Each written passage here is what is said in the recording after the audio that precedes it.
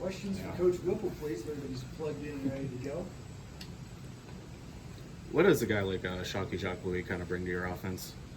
Well, he can run. He's the fastest receiver we have, and he's a confident guy, and we missed him early, so he's coming in to played better last week. Stats might not have been great, but we had a PI and all those things against him, and he gives us another guy to take the top off, and done a good job on some of the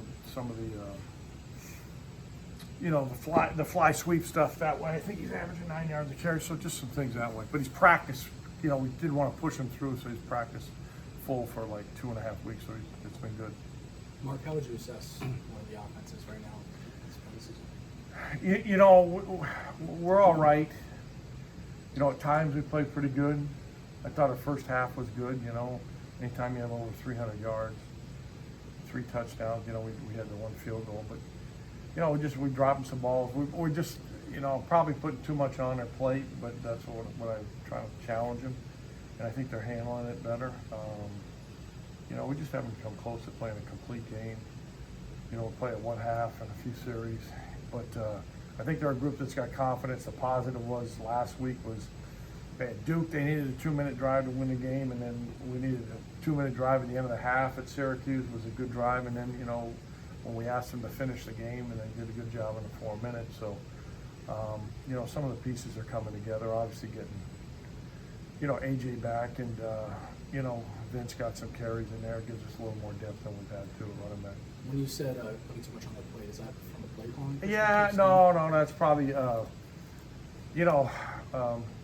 game planning, where you may not use those plays that week, but you practice them. It's kind of hard. I think harder in college than it is in the NFL, especially when you're new. It's not like they have any recall. A lot of these things that we're trying to do, we haven't done. Maybe a few in the spring, but bringing those things back out conceptually. So, their recall. Like next year, we'll say, okay, hey, you got something on tape, you can show them, here's how they're going to react. So some of those things take a little longer, especially on Tuesdays and Wednesdays, and usually by Thursday, Friday's clean. But, a lot of those things we'll use and then throw them away and then go to something else. What do you think the root of the second half kind of woes, sluggishness, whatever you want to call it, has been jumping out to leads, and what do you think? Yeah, we've been a little more conservative, probably. We got a good football team. We got a good defense, and if you don't kind of make mistakes, which we did at Duke, we had a couple turnovers that it's hard to drive it on our guys, and I don't know if they've been in that situation that often. Really, I haven't looked at the history, but when you're up 26-3 and you're up 24-6, and kind of as a play caller, you're saying, you're not saying, hey, we're going to slow it down, but we kind of do, and I probably got to do a better job of that way, giving them some plays. It always comes down to third downs. We missed a couple third down throws, which one was easy, or was a miscommunication. So if you make third downs, then take time off the clock and make it tough on the defense. So if you got a lead, so we got to get better at that.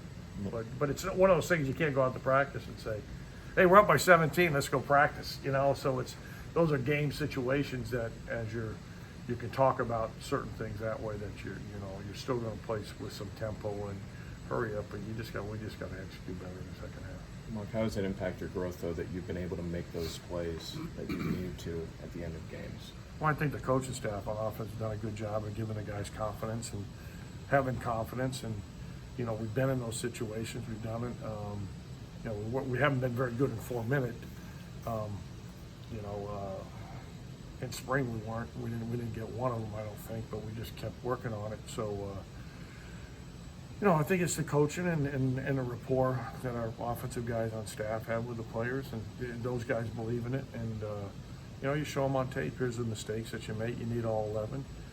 There were some teaching moments at the end of the game there where, Vince lost the ball, which we talk about ball security, but there was also things where Kenny's got to be back a little bit more, like Ben did at the Colts game, and then lineman could have finished, and so those things are teaching moments that they really haven't had.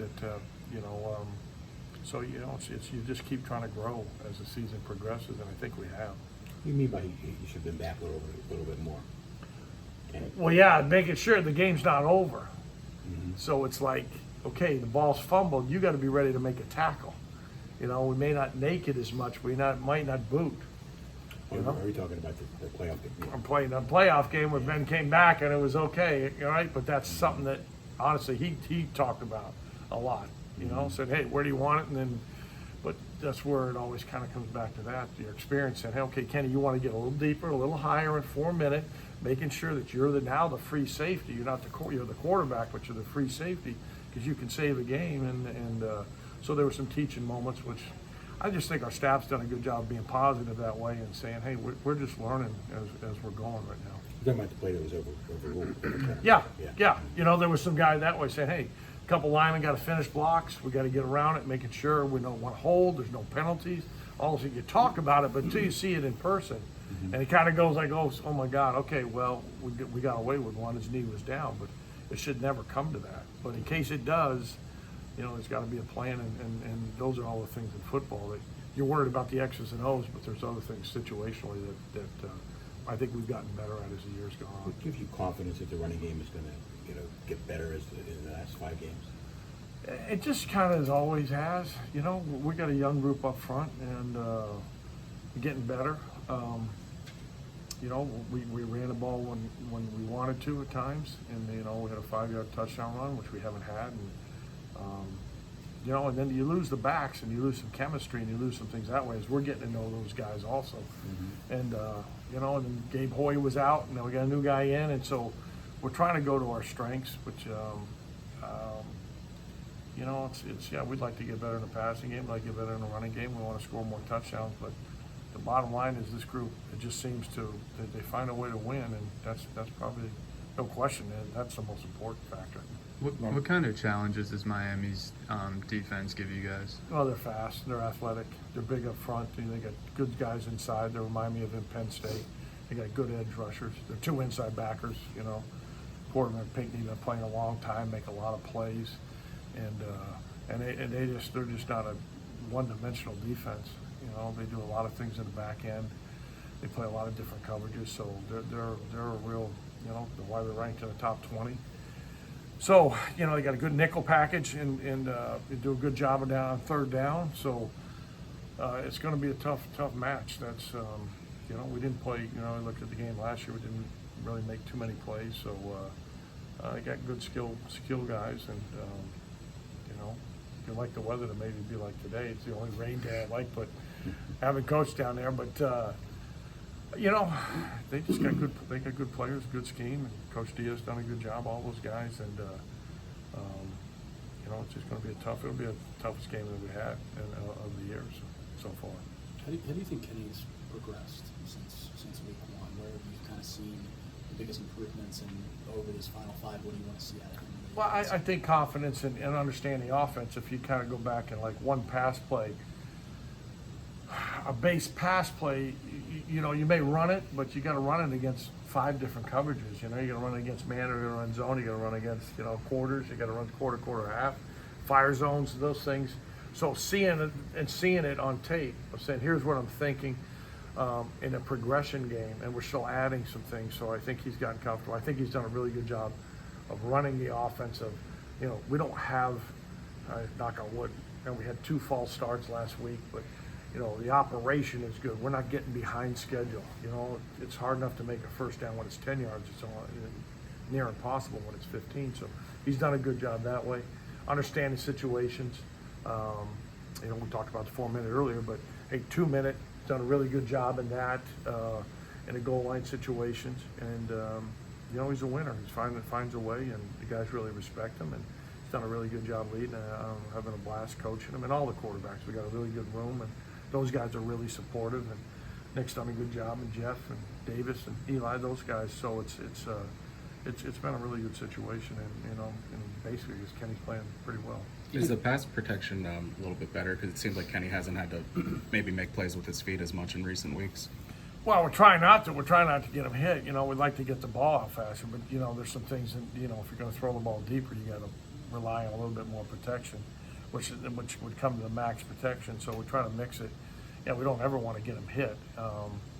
he's a good enough athlete. Like we'd like to run him a little bit more, which we might as we get down to the end. I've been saving some of those things, so we'll see what's going to happen this week and the rest of the time. Where he's a threat, and that's really a problem in defenses, especially if you're playing some man coverage or you're bringing a dog and you got 5-man pressure. So, we'll look at that, but. He's made some plays scrambling and he's made some plays throwing, and he's done a pretty good job taking care of the ball. And he's a different guy from just talking with him and being with him on the sideline from the Virginia game, where I think a lot of guys had, is this thing going to work or how's it going to go? But I think just because of his confidence and how comfortable he is in the things we're doing is really giving the rest of those other 10 guys on the field confidence. What was it like on the sideline for the Virginia game, that first game? I don't need to go back there. No, it's like, we just grown as an offense. We got a long ways to go, but it's the communication thing. And then we've been on the road in 2 tough places, Syracuse and Penn State, and I think we had 3 false starts in 190 plays. So that's a quarterback management thing, and just that honestly, that seems like a long time ago. It seems like a long time ago as the guys are more comfortable in how we're practicing, how I want to practice. And I think I go back to our offensive staff is really good. We got veteran guys there, got great relationships with their players, and they've given me a lot of support, so that's made it easy. But they do a great job with those guys. So, we just got to keep moving forward. That's the thing, you get better every day. There's 3 false starts, or you said it's just Syracuse and Penn State games, or one season? Those two, games. which was 180 plays. Yeah. But you don't want any. Right. You don't want any, but you're in silent count in front of a loud crowd in Syracuse, and certainly in front of 100,000. So, we don't have to worry about that silent count this week. So that's a good thing. But probably have to worry about it at Virginia Tech, maybe Georgia Tech, but that's down the road. But mostly concerned about. Hey, you can't take one step back. It's hard enough to get a step forward, and we've done a pretty good job of that, staying on schedule. I'm curious in the play calling concept, how in your mind, how many plays are you working ahead? And do you know, like, 2 plays ahead, 3 plays ahead, and do you have to change in a split second? It's that happens during the week with me, kind of like situationally. Red zone or big plays or after turnover or right hash, left hash. That's a little more of an issue in college than it is in the NFL. Personnel. If we lose this guy, what are we going to do? Who are we going to? Is this package out? So you got to change almost in a split second, right? Yeah, well, then we go when we meet, and Coach Beatty's done a really good job, and Coach Forbes done a good job in the run game, and hey, here's some things we're looking at. And, Woody's upstairs and knows me and Turbo, and they got things I have listed as a staff we want to get called, and sometimes I'll forget about them. They'll remind me. My son will remind me sometimes on the sideline on second half adjustments, and so it's an ongoing process. We probably, I just called the touchdown to Frenchie. We hadn't practiced that play in 3 weeks, and we really got a break. I just felt like it was going to be there, so. That's some of the things the guys we made. It may not be in the game plan, even though there's 150 plays and so in the game plan, but you may pull something out when you see something that they may do different. And everybody gives us a different look, which Syracuse did. They made a good adjustment on some of the things that we were doing, and we had to counter it and saying, hey, we talked about it, and here's what we're going to do. And just happen to get the ball in the right place. So I don't know. Every week's a challenge. You got to think quickly. They give you 40 seconds, so, dementia hasn't set in that yet, okay? Sometimes it feels like it has. Is it a bit of a luxury to have both Tayseer and Maurice producing the way that they are? I mean, from a defensive perspective, you can't do both. No, you hope so. You hope those guys, one's inside and a lot of times, and we put Tayseer, and those guys are smart guys, and they study and they do a good job, and they're our 2 best receivers, and then I think Aaron's done a nice job coming, and we get Dontavius back, and we mentioned Shockey earlier, so we'd like to spread it around. I thought that was the one really good thing of the Duke game at the end of the game was it wasn't just one guy. Tayseer made a catch, Frenchie made a catch, even got called back. Malik made the touchdown catch, Shockey made a catch, Aaron made a catch. So when you can spread it around, that's what really makes it tough on a defense. And Kenny doing a nice job distributing by reading the different coverages. So we're trying to get to that point, and you know, we got capable players. I said those guys have been well coached by Coach Beatty and Coach Turbo. Is, you know, we'd like to get the tight ends a little more involved, and you know, and certainly Dre's done a good job with the backs catching the ball out of the backfield. I think he's been a little bit, you know, which we probably could utilize a little bit more down the road. Has the execution been pretty much what you wanted? That's what I'm talking about, catches and blocking and protection. And that stuff. You know, we have too many. You know, you worry more about the mental mistakes, the physical mistakes. We just got to catch the ball better. I think in the third down situation, what hurt us at Syracuse. Third downs, we were better, but we could have been really good. And then you got 3 more downs. We're telling them, hey, it's not just, you know, we don't want to bring the punt team in. It's a 4-letter word, so it's just catch the ball and get in the right spots, and they're understanding spacing, understanding timing better. You know, but we're a long ways away. We just got to keep. If we keep improving at this rate, then I think that we have a chance to have a memorable season. Coach,